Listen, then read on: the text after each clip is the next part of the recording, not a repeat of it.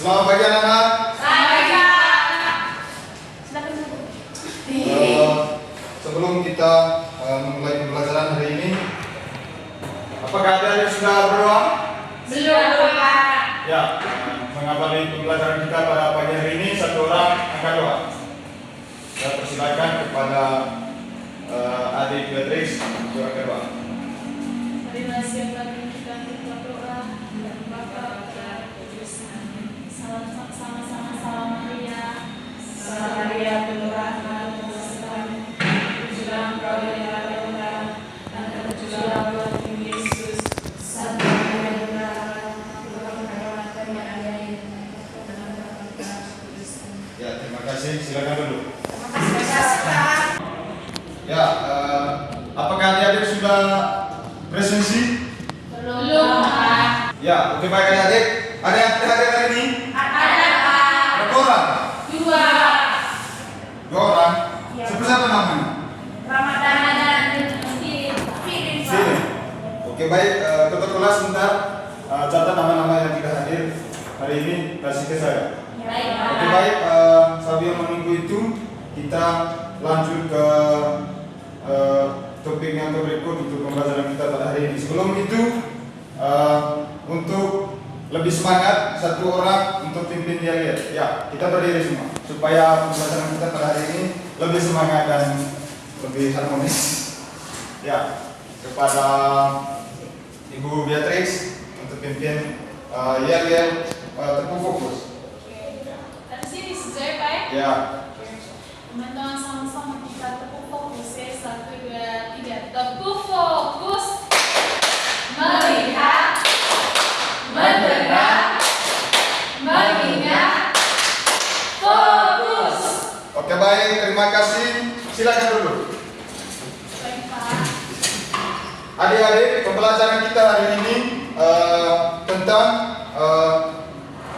teks laporan hasil pengamatan. Oke baik, saya akan menyampaikan tujuan pembelajaran dari topik kita pada hari ini, yaitu teks laporan hasil pengamatan. Ya. Ya, Pak. Ya, oke baik adik-adik, tujuan pembelajaran kita pada hari ini yaitu dengan mengidentifikasi dan memahami pengertian teks laporan pengamatan, kalian dapat memahami dan bisa membuat contoh teks laporan pengamatan dengan menentukan unsur-unsur dan ciri-ciri laporan dari teks pengamatan. Yang kedua yaitu dengan menyimak dan memahami contoh teks laporan pengamatan, kalian dapat atau kalian mampu menentukan langkah-langkah ataupun tahapan-tahapan dalam menulis laporan hasil pengamatan. Oke baik, dari adik-adik mungkin ada yang tahu atau pernah mendengar tentang teks laporan pengamatan. Kira-kira teks laporan pengamatan itu seperti apa? Pengamatan atau teks laporan hasil pengamatan. Teks itu berbentuk apa ya? Seperti apa? Teks. Seperti naskah apa yang naskah undang-undang itu yang dimasuk teks, Pak. Ya. Apa tadi? Teks undang-undang. Ya, naskah undang-undang itu merupakan salah satu teks. Mungkin ada yang lain? Teks itu adalah sebuah teks ya. Seperti apa yang disampaikan oleh teman kalian tadi, yaitu naskah undang-undang itu merupakan salah satu teks. Tetapi teks laporan pengamatan itu misalkan kalian membuat sebuah kue ya, atau menonton bermain bola kaki ke bola voli, kalian menonton dengan melakukan mengamati atau pengamatan ya, dengan mengamati atau pengamatan. Nah, dari hasil itu kalian membuat sebuah teks laporan hasil pengamatan kalian itu dengan membuat dalam sebuah teks, yaitu kira-kira dalam permainan bola voli itu anggotanya berapa orang atau pesertanya berapa orang, sudah itu apa-apa alat yang diperlukan dalam permainan bola voli. Kalian tulis dalam bentuk teks. Itu merupakan teks laporan hasil pengamatan ya. Oke baik, yang berikut. Coba yang berikut memahami definisi unsur laporan pengamatan. Laporan adalah uraian kegiatan yang telah dilakukan. Kegiatan berupa pengamatan dilakukan untuk mencari informasi yang diinginkan. Pengamatan adalah pengawasan terhadap suatu kegiatan atau peristiwa, seperti yang saya sampaikan tadi. Contohnya itu dalam permainan monopoli kalian mengamati atau menonton permainan monopoli ya, dengan melakukan kira-kira apa yang perlu dipersiapkan dalam permainan bola voli. Itu merupakan salah satu kegiatan mengamati. Ya. Contohnya di sini adalah pengamatan pertandingan sepak bola. Ya, seperti yang saya sampaikan, itu proses pembuatan kue, jalan upacara bendera, pertumbuhan tanaman kacang hijau, dan lain sebagainya. Ya, misalkan kalian melakukan pengamatan terhadap suatu tumbuhan, misalkan kacang hijau ataupun jagung, mulai dari proses penanaman supaya itu pertumbuhan, itu merupakan suatu pengamatan. Ya, ini bisa dipahami ya? Bisa. Baik, dalam melakukan proses laporan pengamatan ini ada beberapa unsur-unsur dalam pengamatan. Unsur hasil pengamatan biasanya ditulis dalam bentuk paparan atau penjelasan yang berbentuk format isian. Ya, saat menulis laporan hasil pengamatan harus memperhatikan hal-hal seperti berikut. Ya, dalam melakukan teks laporan pengamatan itu ada beberapa unsur yang harus kita perhatikan. Yang pertama itu objek yang diamati. Objek yang diamati ini kira-kira mungkin ada adik-adik yang tahu apa itu objek yang diamati. Objek yang diamati. Maksudnya objek yang misalkan kita nonton main bola voli, berarti kita mengamati orang yang main voli. Iya. Oke baik. Mungkin ada yang lain? Mungkin ada yang lain? Ya, terima kasih kepada teman adik seni tadi. Kita tepuk tangan. Ya, jadi objek itu adalah sebuah apa yang kita amati, apa yang kita mau amati ya. Contohnya kita mau mengamati jagung. Berarti yang objek yang diamati di situ adalah jagung ya. Yang kedua, waktu pengamatan. Waktu pengamatan itu seperti apa? Untuk waktu pengamatannya Pak, misalnya hari ini pagi ini kita mengamati jagung itu berarti waktu yang tertera di situ adalah jam yang kita amati sekarang. Iya, oke baik. Mungkin ada lain. Coba terima kasih kepada. Berarti waktu pengamatan itu adalah waktu kapan kita melakukan pengamatan. Ya. Yang kedua yaitu tempat pengamatan. Mungkin ada adik-adik yang tahu tempat pengamatan seperti apa? Tempat pengamatan. Saya Pak. Ya. Untuk tempat pengamatan ya Pak. Kalau misalkan kita mau mengamati jagung, yang jelaskan jagung di kebun tuh, berarti kita harus tempat yang kita amati yaitu di kebun. Ya, oke baik. Tepuk tangan kepada teman Jenya. Jadi tempat pengamatan itu yaitu di mana kita melakukan pengamatan itu, lokasinya ya. Itu adalah sebuah tempat pengamatan. Sudah itu tujuan pengamatan. Tujuan pengamatan ini adalah kira-kira kita melakukan atau mengamati sebuah misalkan tumbuhan ataupun melakukan pengamatan terhadap suatu kegiatan. Kira-kira tujuannya apa? Ya, itu adalah tujuan pengamatan. Sudah itu hasil pengamatan. Agar mengetahui ciri-cirinya Pak. Ya, itu merupakan salah satu tujuan dari pengamatan. Sudah itu hasil pengamatan. Hasil pengamatan itu adalah hasil dari pengamatan itu seperti apa? Ya, sudah itu orang yang mengamati di sini berarti jelas siapa yang mengamati atau melakukan pengamatan terhadap suatu kegiatan ataupun suatu tumbuhan objek. Ya.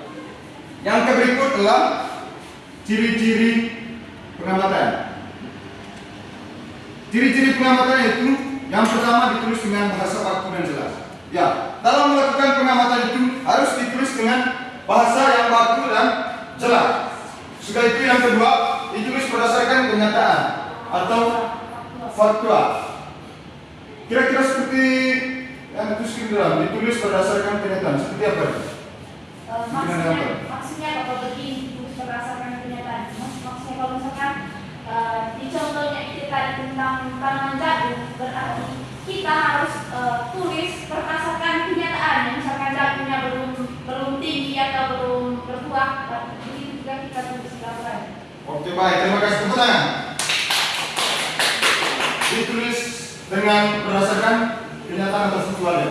Kita melakukan teks laporan pengamatan itu harus berdasarkan fakta atau kenyataan yang harus kita lihat atau berdasarkan pengamatan itu ya. Harus ditulis berdasarkan kenyataan. Yang kedua, disusun secara berurutan atau sistematis. Ditulis secara berurutan atau sistematis itu kita harus menulis berdasarkan unsur-unsur laporan pengamatannya, seperti objek yang diamati, waktu pengamatan, tempat pengamatan, sudah tujuan pengamatan dan lain-lain. Ya. Iya, Pak. Sudah itu yang berikut, bahasa yang digunakan tidak ambigu atau mengandung lebih dari satu makna. Mungkin ada yang tahu seperti apa tidak ambigu.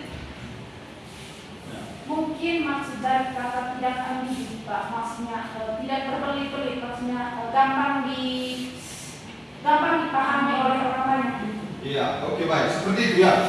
Ambigu itu tidak mengandung dua makna kata. Satu kata tidak memiliki dua makna dia ya. Contohnya meja. Meja ya tetap meja. Tidak memiliki atau tidak melebihi satu kata dia. Tidak memiliki makna lain. Itu ambigu. Atau bermakna ganda. Yang berikut. Oke, baik adik-adik, coba kita perhatikan contoh dari teks laporan pengamatan. Ini merupakan salah satu contoh teks laporan pengamatannya. Yang diamati di sini adalah padi, yang dimana padi ini mengalami hama bereng. Ya, coba kita perhatikan hama padi di Sabah, Desa Putihan. Hal yang diamati di sini yang pertama yaitu hama padi, yang kedua waktu.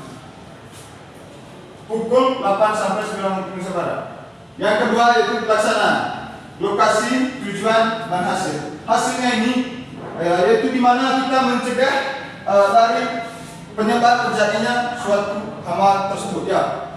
Itu di hasil. Yang kedua tempatnya itu di Sabah di Desa Putihan. Ya, ini merupakan salah satu contoh teks laporan hasil pengamatan. Ya. Baik adik-adik, mari kita perhatikan sama-sama contoh atau video tentang hama bereng pada padi, tanaman padi ya, dan mencegah hama bereng tersebut ya. Kita perhatikan sama-sama video berikut ini. Cuaca yang ekstrim kayak sekarang ini bisa jadi pemicu munculnya serangan hama. Serangan hama ini akan sangat cepat merusak tanaman padi, sehingga apabila tidak segera diatasi bisa-bisa jadi kebebahan sobat. Terus cara menangannya gimana? Cara menangani hama bereng sangat gampang. Kamu bisa menggunakan nitrat 100 SL, insektisida berbahan aktif nitrat dalam 100 IPL yang memiliki efek racun yang kuat, cepat, dan tahan lama. Caranya saya sebagai yang pertama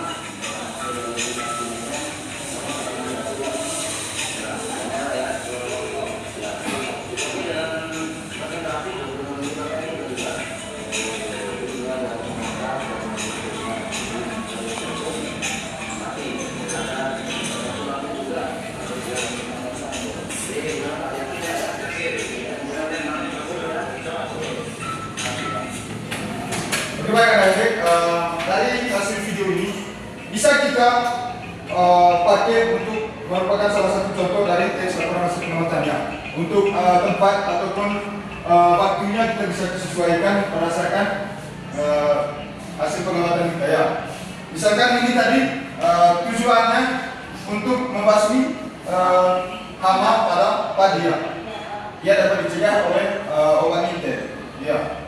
Nitrat itu merupakan salah satu pencegahan terhadap hama bereng. Ya.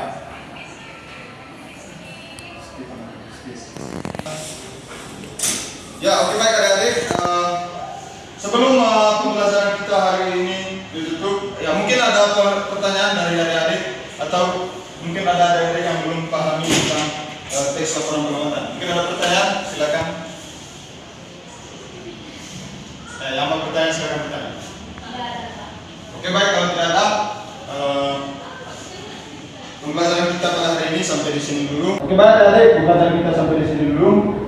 Sebelum kita tutup, kalian harus belajar kembali tentang materi tentang teks laporan hasil pengamatan ya. Supaya pembelajaran berikutnya nanti sebelum kita mulai topik yang berikut, saya akan menanyakan kembali materi yang kita pelajari pada hari ini. Ya. Hari berikutnya diharapkan untuk kita semua hadir semua ya. Tidak boleh ada yang tidak hadir. Ya, sebelum kita menutup, satu orang berdoa. Kepada Ibu Zenia, saya persilakan.